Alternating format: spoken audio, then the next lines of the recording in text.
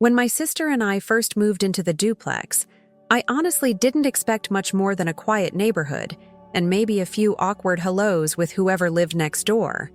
But Lydia changed that the moment we arrived. She was the first person to greet us, warm smile, big energy, arms filled with a tray of homemade cookies. "I'm Lydia, your neighbor/potential bestie," she said, half joking, half serious. I liked her immediately. My little sister, Mia, clicked with her too. Lydia was 26, a few years older than us, and she talked about how most of her close friends had moved away and how she'd been feeling kind of alone. She was an only child, no nearby family, and said having people around made her feel more grounded. We started spending more time together. Lydia would drop by in the evenings, sometimes with a bottle of wine or snacks, and we'd chat for hours. She had this open, slightly chaotic personality that made everything feel light. I'll admit, it was kind of nice, especially in a new place where everything still felt unfamiliar. Mia and I enjoyed her company. We'd watch movies together, cook the occasional group dinner, even do late-night grocery runs when cravings hit. Lydia quickly became part of our routine. It felt like we were forming this mini support system, 3 young women navigating life and helping each other out. I started trusting her. She gave us no reason not to. She was always enthusiastic, always ready to help, and I genuinely believed she saw us as close friends, maybe even like family. So when she came to me one morning, flustered and panicked, asking for a quick favor, I didn't think twice. It seemed harmless at the time. A small favor for a friend. How could I say no? It was a Wednesday morning, and I was still in pajamas when Lydia knocked on the door, breathless and clearly stressed. "Hey, I'm so sorry to barge in like this," she said, "but I'm seriously running late for this appointment.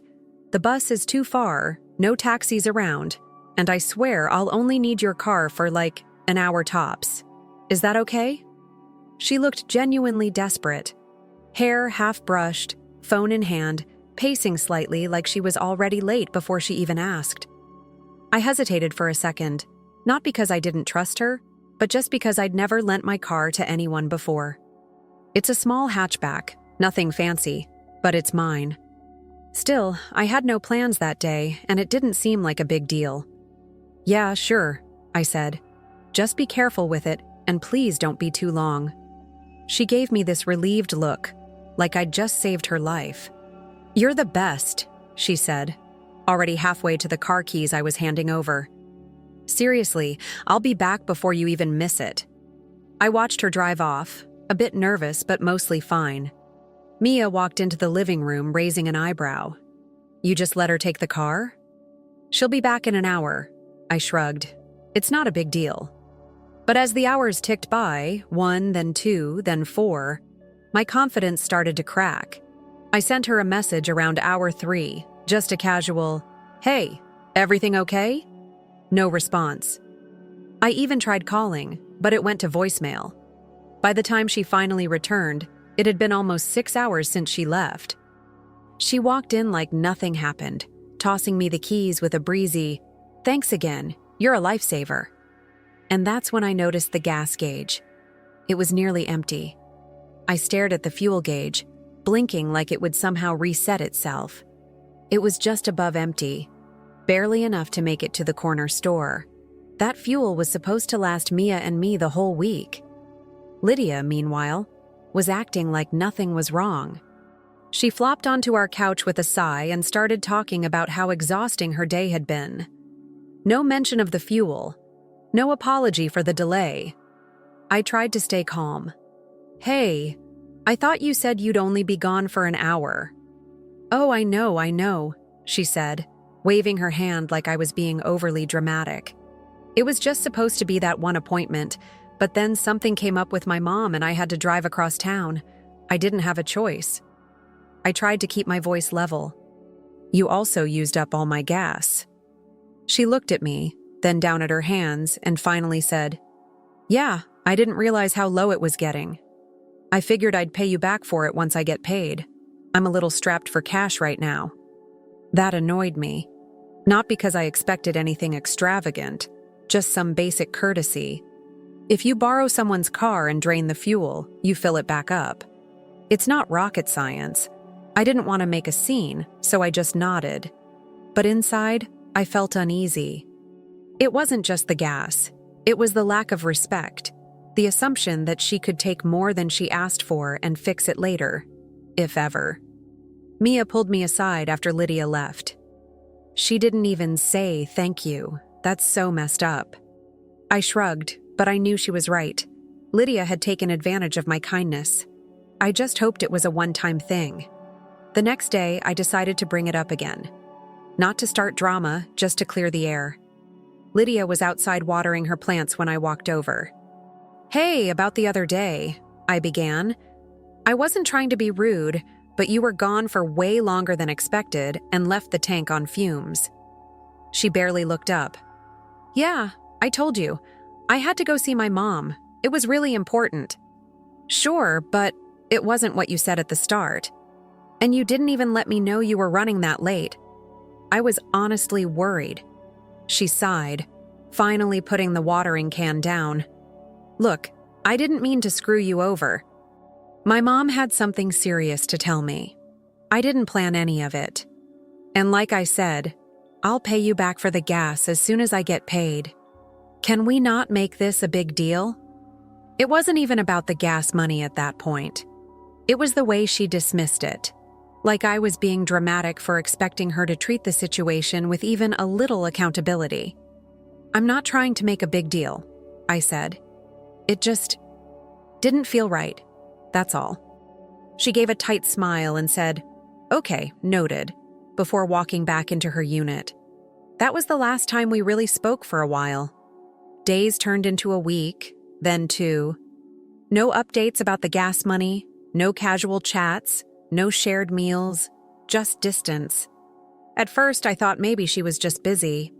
But then Mia told me Lydia hadn't even looked at her when they crossed paths in the hallway. It was like we went from friends to strangers overnight, all because I dared to mention that borrowing a car should come with some level of respect. 3 weeks. That's how long it had been since Lydia borrowed my car, drained the tank, promised to pay me back, and then vanished from our lives like we'd never been friends. At first, I tried to brush it off. People get busy, I told myself. Maybe she was just embarrassed. Maybe work was hectic. But deep down, I knew. It wasn't about time. It was about avoidance. She stopped knocking on our door, stopped sending memes in our group chat, stopped smiling when we passed her on the way to the mailbox. It was this awkward, invisible wall she had built between us. And honestly, it stung more than I expected. Mia was over it way faster than I was. "Why do you even care?" she said. "She used you, ghosted you, and now you're sitting here feeling bad?" I didn't want to admit it, but yeah, I was. Because despite how it ended, I really thought we'd become close. I thought we had each other's backs. And now all I could think about was how easily she'd cut us off the moment I asked for basic respect. One afternoon, I saw her in the parking lot chatting with another neighbor. I waved. She looked directly at me, then turned back to her conversation like I wasn't even there. It was petty, cold, uncalled for, and it made one thing clear. Lydia wasn't just avoiding me, she was punishing me. For what? For not refilling her gas tank myself? For not pretending it never happened? I stopped trying after that. No more texts, no more eye contact. I let her stew in her silence, even though part of me still wanted closure. But just when I thought things had settled into a weird, quiet tension, she knocked on my door again. Not to apologize, not to return the money, but to ask for the car. Again. It was early afternoon when I heard the knock. I opened the door and there she was, Lydia, slightly out of breath, phone in hand, tapping nervously like she was already late again. "Hey," she said, like we hadn't been avoiding each other for nearly a month. "I hate to do this, but I'm seriously running behind and I've got this appointment I can't miss. Can I borrow your car just for a bit? Like last time?" I just stared at her. For a second, I thought maybe she was joking. Maybe this was her way of re-breaking the ice. But no, she was dead serious. "You mean like last time when you disappeared for 6 hours and didn't pay me back for the gas?" I asked, arms crossed. She blinked, like she hadn't expected me to bring it up. "I said I'd pay you back when I got paid. That was 3 weeks ago." She sighed, impatient now. "I don't have time for this. It's kind of urgent, okay?" "Then maybe you should have planned better," I said. "The bus is a mile away. There are cabs if you walk further. Or maybe ask someone you didn't ghost for 3 weeks." That hit a nerve. Her whole expression shifted. "Wow. Really? You're seriously gonna be like that?" "Lydia, I was nice the first time. I trusted you. And instead of saying thank you, you cut me off. Now you're back like none of that happened, asking for the same favor again?" She looked genuinely offended. "I didn't think it was a big deal. I thought we were friends. But I guess you're just selfish." I almost laughed. "No. I'm just not your backup transportation." She didn't respond, just spun around and walked off, muttering something under her breath that I couldn't hear. And that was it. No apology, no explanation. Just another dramatic exit, like I was the problem this time. Later that evening, I heard voices outside. Low at first, then rising. Lydia, talking to someone on the phone. My window was cracked just enough to catch the tail end of her conversation. And she just flat out refused. Like after everything, she acted like I was some stranger. I missed the appointment, lost the deposit. It cost me hundreds, all because she wouldn't let me borrow her damn car for 1 hour. She wasn't crying, but her voice had that breathy edge, like she was trying to hold back tears, or trying to sound like she was. I closed the window. I wasn't in the mood. The next day, I ran into one of the other neighbors, Ava, who lived a floor up. She gave me a weird look, kind of judgmental, like I'd kicked a puppy. "Rough week, huh?" she said. I nodded, not wanting to get into it, but she didn't stop. "Lydia told me what happened. Said you left her stranded. I mean, she's going through a lot right now." I nearly laughed out loud. Going through a lot? Is that what this was now? Me saying no to a second round of being used somehow became a story of cruelty? "She didn't tell you everything," I said. Ava raised her eyebrows. "Like what?" "Like the fact that she took my car for 6 hours, burned all my gas, never paid me back, and then ignored us for weeks. Until she needed something again." Ava didn't respond right away, just gave a small shrug and said, "Yeah, I guess I didn't know all that." Exactly. But the damage was already done. Lydia had gotten to people first, painted herself as the victim, and suddenly, I was the selfish neighbor who wouldn't help someone in need. Mia was livid. Let them think whatever they want. You know the truth. I nodded. But still, it sucked. Because it wasn't just about the car anymore. It was about someone twisting the story to make me the villain, just because I set a boundary. A few days later, Lydia and I crossed paths outside. She was heading out, keys in hand, sunglasses on, pretending she didn't see me. But I'd had enough. I wasn't going to let her rewrite the narrative without saying something. "Hey, Lydia," I said, stepping closer. She stopped, slowly turned around, and gave me a look like she was already bored. "Can we talk for a second?" She folded her arms. "About what?" "About how you used my car without returning the fuel, then ignored me for weeks, and now you're acting like I'm the one who did something wrong." She rolled her eyes. "I told you I'd pay you back. I just haven't gotten around to it yet." 3 weeks, Lydia, and not a single word. Then you show up asking for the car again, and when I say no, you go telling people I left you stranded like I'm heartless. "I never said you were heartless," she snapped. "I said you were selfish. There's a difference." That got under my skin. "I did you a favor the first time. A big one. I trusted you. And you took advantage of that. You didn't apologize. You didn't explain anything until I confronted you. And now you're mad at me for setting a boundary? You act like I committed a crime, she shot back. No, I'm acting like someone who's tired of being treated like a backup plan. I'm not your sister. I'm not your mom. I don't owe you my car, especially when you couldn't even show basic respect. She looked at me for a long second, then gave a tight, sarcastic smile. Wow, got it. Thanks for making that crystal clear. And just like that, she turned and walked off. But at least I said it.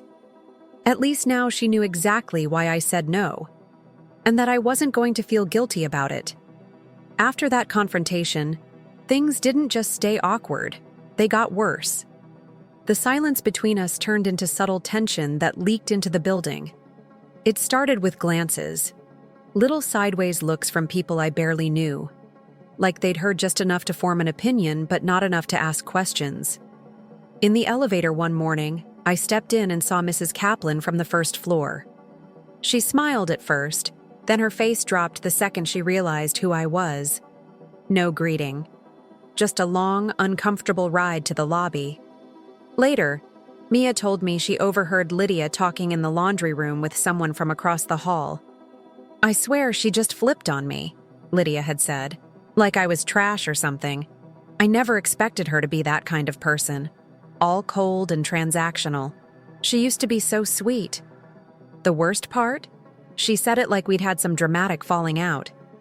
Like I'd cut her off out of nowhere for no reason. She conveniently left out the entire first part, where she took my car without refueling it, ghosted us, and never made amends. I felt this tight knot of frustration in my chest every time someone brought her up. I didn't want to defend myself to everyone in the building, but I hated how easily people believed her version of things. She had a way of making herself sound fragile, misunderstood. Like she was the victim of a heartless neighbor, when all I did was say no. Once. Mia tried to make me laugh about it. Congratulations, you're officially the villain in Lydia's personal soap opera. But I wasn't laughing, because it wasn't just gossip. It was the way it made me second-guess myself. The way it chipped away at the confidence I had when I stood my ground. Was I really being unfair? Cold? Was I the one who turned this into something bigger than it needed to be? Because from the way people were acting, you'd think I'd slam the door in her face instead of just saying no to a second favor. The truth is, I didn't think saying no would cause all this. I wasn't trying to humiliate Lydia or start some building-wide drama. I just didn't want to be taken advantage of. Again. I let her borrow my car. I trusted her. She drained my tank, vanished for hours, never followed through on what she promised, and then acted like I was unreasonable for having a problem with it.